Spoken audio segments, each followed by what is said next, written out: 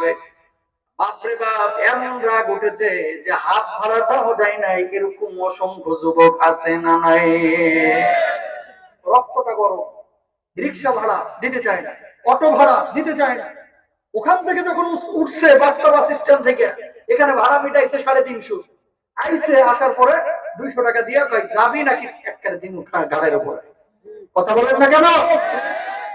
Student ভাড়া half, মানলাম সরকার আইন করছে তুমি হাফ ভাড়া দাও, অনেক সময় কিন্তু অনেক যুবক দিতে চায় না। আর এখন তো মাশাআল্লাহ খেজুরের রসের মৌসুম, চাচাই প্রতিদিন রস লাগাই গেছে, আর চাচার ভাতিজারা প্রতিদিন দিয়ে টেনে টেনে শেষ করে ফেলাইতেছে। না এদিকে নাই, গ্রামগঞ্জে আছে না নাই বলেন? আহা, রংপুরে এক মাহফিলে যা দেখি কাঁঠালের উপরে গ্রিল দিয়ে লোহার তালা মেরে রাখছে। কাঁঠালের দাম কত? সর্বোচ্চ 100 টাকা, অথবা গ্রামগঞ্জে তো 60 টাকা 70 টাকা, বুঝেন নাই? আর গ্রিলটার দাম মিনিমাম 600 টাকা হবে, তালার দাম 100, মানে 700। 60 টাকার কাঁঠালের লাগে 700 টাকার তালা। কথা কর না কেন? এটা হচ্ছে কি হচ্ছে না বাংলাদেশে? রংপুরে আর এক মাহফিলে গেলাম, যাওয়ার পরে মসজিদে ঢুকছি, বাথরুমে একটু হাজত সারতে, যাওয়ার পরে দেখি বদনার গলায় শিকল বান্ধা।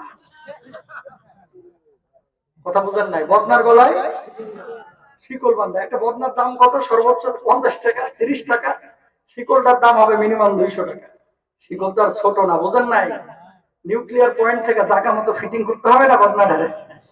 তাহলে বড় আছে না নাই? আছে। এদেশে চুরি আছে না? এই যে যারা চুরি করে মূলত মানুষের হক নষ্ট করে, যতদিন পর্যন্ত ওই ব্যক্তি করে মাফ না করবে, আমার আল্লাহ করে মাফ করবে না, ঠিক কিনা?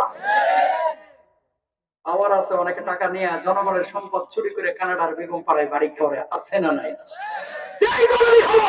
রাষ্ট্রীয় সম্পদ যদি কেউ চুরি করে, আল্লাহ রাব্বুল আলামিনের আদালতে তারা দাঁড়াইতে হবে, ঠিক কিনা?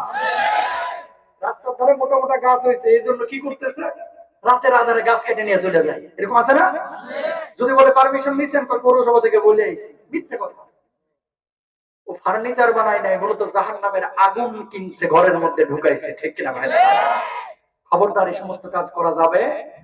উজবেকিস্তান নাম শুনেছেন একটা দেশ?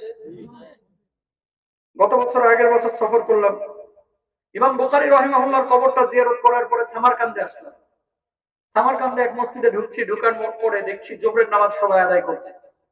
তো জোহরের নামাজ আদায় করতেছে, জোহরের নামাজে আপনারা যেমন সামনের কাতারে আদায় করেন, পেছনে সবাই জুতা রেখে যান, সমস্ত মুসল্লিরা দেখতেছি জুতা না রেখে সবার মোবাইল ফোন পেছনে রেখে সবাই সামনে নামাজ পড়তেছে। কি রে, সবার কি ফোনের চার্জ শেষ নাকি? শত শত ফোন সব পেছনে রাখে।